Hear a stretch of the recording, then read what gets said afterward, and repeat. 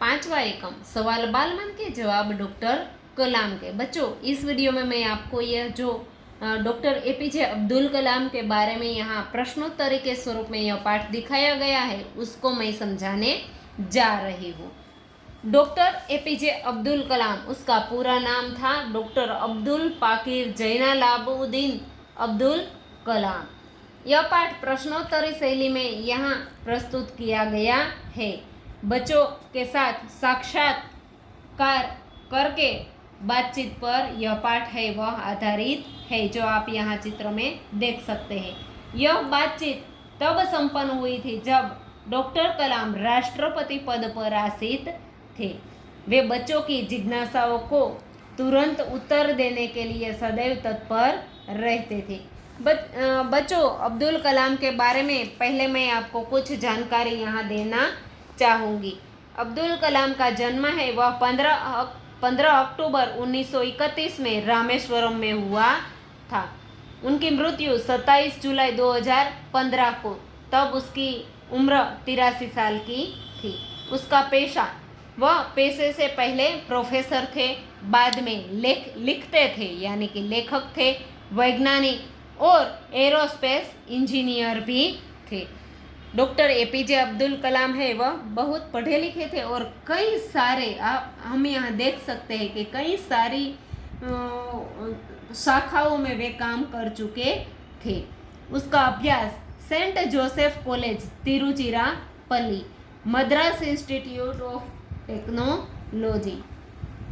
Doctor APJ Abdul Kalam Bharat के 11वें राष्ट्रपति पद पर रह चुके थे। कार्यभार ग्रहण उन्होंने 25 जुलाई 2002 को किया था राष्ट्रपति पद के स्वरूप में।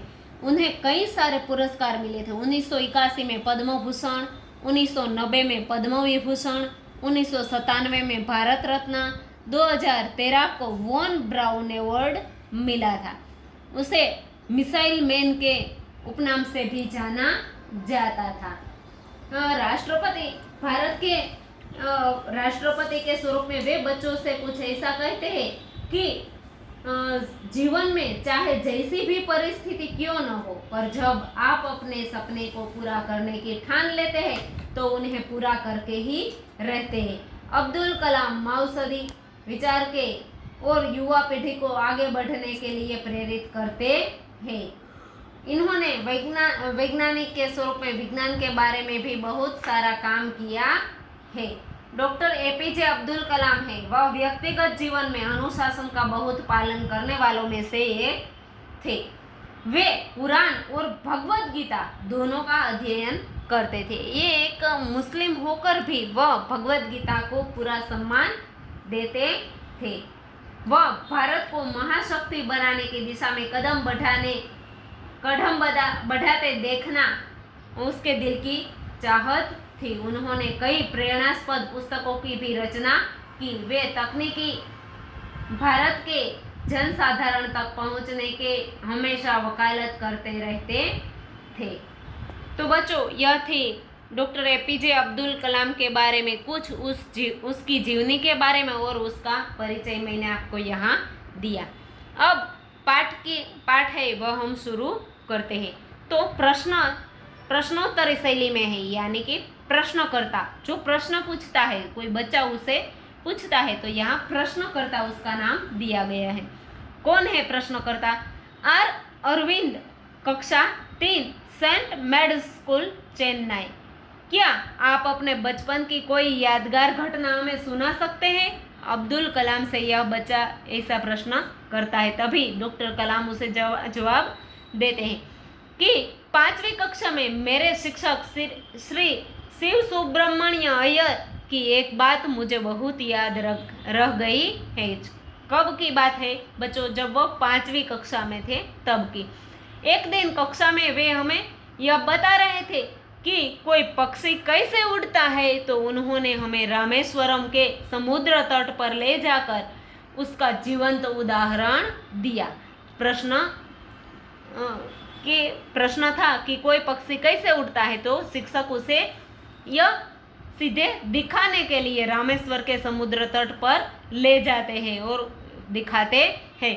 वह ऐसी यादगार घटना थी कि वह अब्दुल कलाम कहते हैं कि वह मेरे मन और मस्तिष्क में हमेशा के लिए बैठ गई, इसी से मुझे आगे विज्ञान पढ़ने की प्रेरणा मिली। यानी कि प्रैक्टिकल दिखाया शिक्षक ने, इसलिए वह उसे बहुत याद रह गया, ऐसा डॉक्टर अब्दुल कलाम कहते हैं।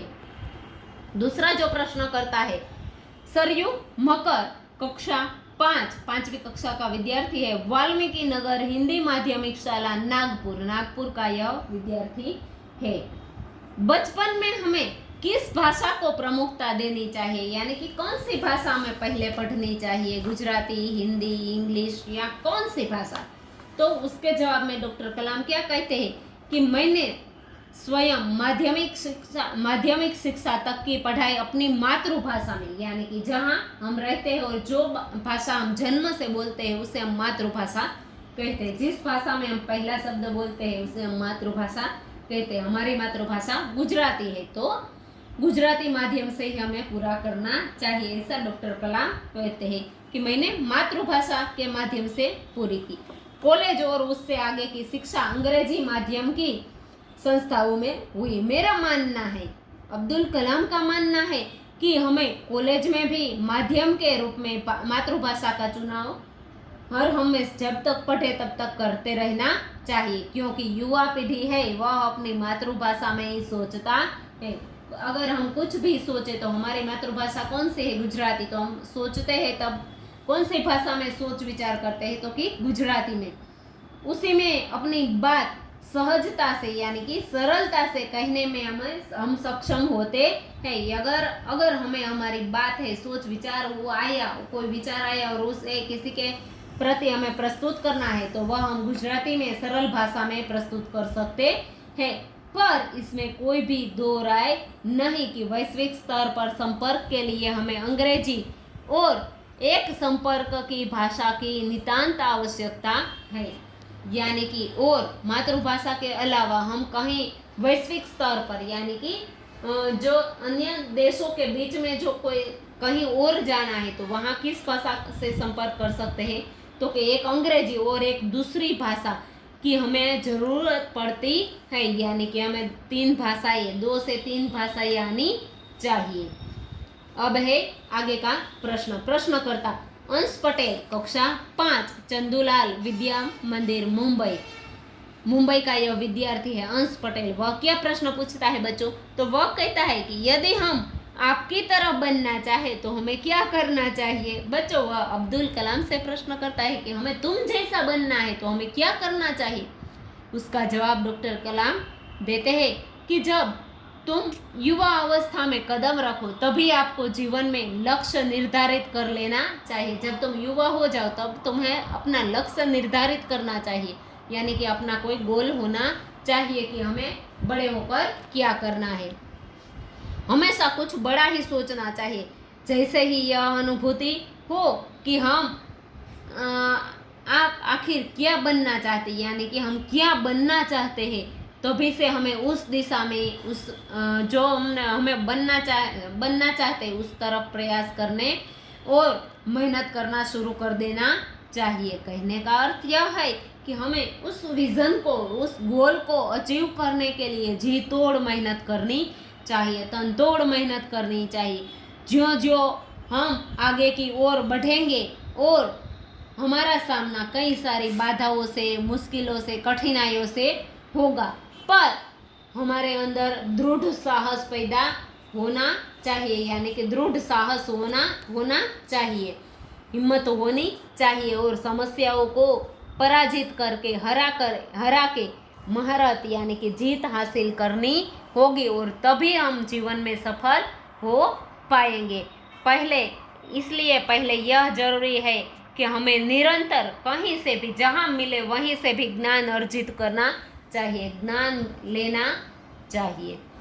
अब उसके आगे का जो प्रश्न है, प्रश्नकर्ता चिराग जैन कक्षा 7 बॉम्बे कैम्ब्रिज अंधेरी पश्चिम मुंबई। यह विद्यार्थी भी मुंबई का है, चिराग जैन है। वह कौन सी बड़ी चुनौती है जिसका सामना हमें आज करना पड़ रहा है।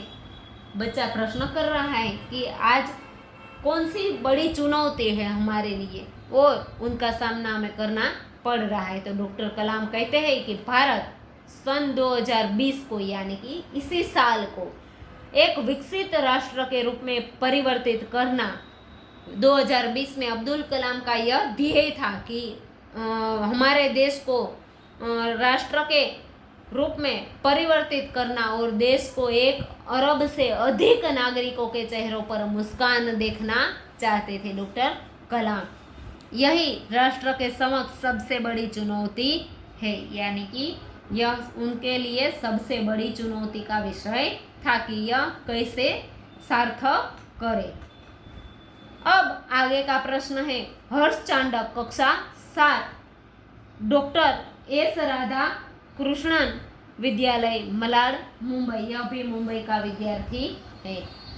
प्रश्न क्या है बच्चों उसका, तो आपकी दृष्टि में साहस की परिभाषा क्या है, यानी कि कलाम से वह पूछता है कि आपकी दृष्टि में साहस यानी कि हिम्मत की क्या अर्थ है, क्या उसकी परिभाषा है। तो क्या कहते हैं जवाब में कलाम, डॉक्टर कलाम, हमें अपनी जान की परवाह किए बिना दूसरों को संकट या आपदा यानी कि मुश्किल से बचाना ही सबसे बड़ा साहस यानी कि हिम्मत है। तो बच्चों कहीं भी साहस की जरूरत पड़ती है तो किसे साहस कहा, तो हमें अपनी जान की यानी कि हमारे जीवन की भी परवाह नहीं करनी चाहिए और दूसरों को संकट या मुश्किल या आपदा से बचाना यह बड़ा साहस है। अब आगे का प्रश्न है, तरुण पटेल कक्षा 8 स्वामीनारायण इंडिपेंडेंट स्कूल लंदन, यह लंदन का विद्यार्थी है। क्या कहता है, हम प्रवासी भारतीय मातृभूमि के प्रति गर्व की भावना कैसे विकसित करें। यह लंदन में रहता है लेकिन यह है भारतीय, इसलिए वह कहता है कि हम प्रवासी है और भारत की मातृभूमि के प्रति गर्व की भावना किस तरह विकसित करें, उसका विकास किस तरह से करें।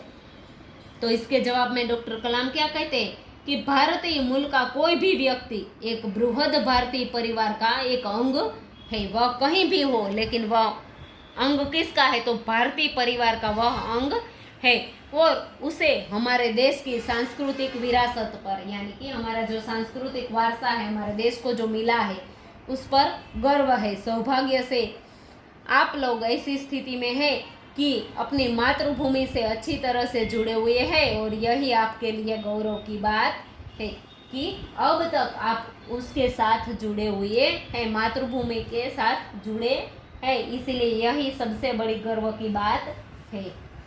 उसके बाद का जो प्रश्न है, सत्यम कक्षा 10 जिला स्कूल मुंगेर।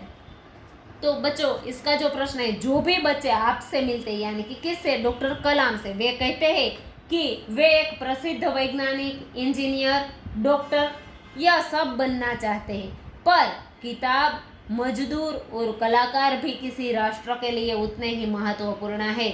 हम ऐसे ही परिवार से आते हैं यानी कि ये बच्चा मजदूर वर्ग से आता है, तो हमारे लिए आपका क्या संदेश है। तो मजदूर वर्ग से आया हुआ बच्चा कहता है कि सब बड़े बड़े बनना चाहते हैं, तो अब हमारे लिए आपका क्या संदेश है।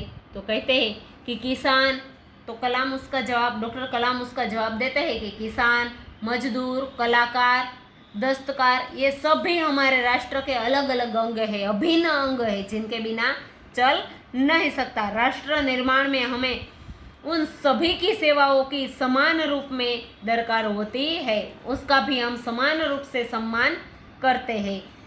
आप सभी को चाहिए कि अपने अपने क्षेत्र में आप सब भी खूब उन्नति करें। क्षेत्र चाहे कोई भी हो बच्चों, क्षेत्र मायने नहीं रखता, पर जिस क्षेत्र में आप हो वहाँ किस तरह से काम कर रहे हो, कैसे काम कर रहे हो, ये मायने रखता है। और जहाँ पर आप हो वहाँ आप खूब उन्नति करें, यही उसके लिए ठीक रहेगा। बच्चों अब आगे का जो पाठ है मैं अगले वीडियो में आपको समझाऊंगी। तब तक के लिए बाय बाय।